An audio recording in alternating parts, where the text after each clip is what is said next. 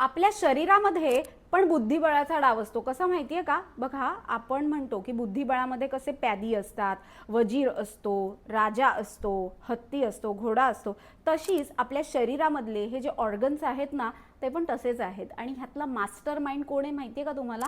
Brain आणि liver. जर liver function खराब झालं तरी सुद्धा आपलं हार्ट आणि ब्रेन हे काम करत नाही. त्यामुळे सगळ्यात महत्त्वाचं जर आपण म्हणायला गेलो तर ब्रेन हा आपला राजा आहे आणि या राजाला चालवणारी आपली राणी म्हणजे जो वजीर आहे ते म्हणजे आपलं लिव्हर आहे.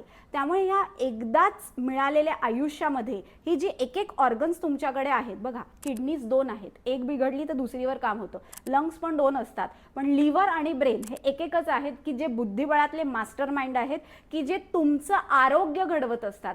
क्रिकेटमध्ये कसं असतं, बॅटिंग करायचं असतं, बॉल टाकला की झालं काम, म्हणजे कॅच करायचं आहे. पण बुद्धिबळामध्ये कसं आपण वेगवेगळ्या प्रकारे चाली करू शकतो. आणि ह्या चाली म्हणजे काय, तर तुमच्या आरोग्यासाठी असलेल्या उत्तम सवयी आहेत, तुमची जीवनशैली आहे, तुम्ही झोप किती घेता, तुम्ही आहार कसा घेता, तुमच्या प्रत्येक सवयीचा परिणाम तुमच्या लिव्हर आणि ब्रेनवर होत असतो. सो बुद्धिबळातला आपला जो राजा आहे त्याला जिंकवायचं असेल तर वजीराची काळजी घ्या आणि आरोग्य उत्तम ठेवा.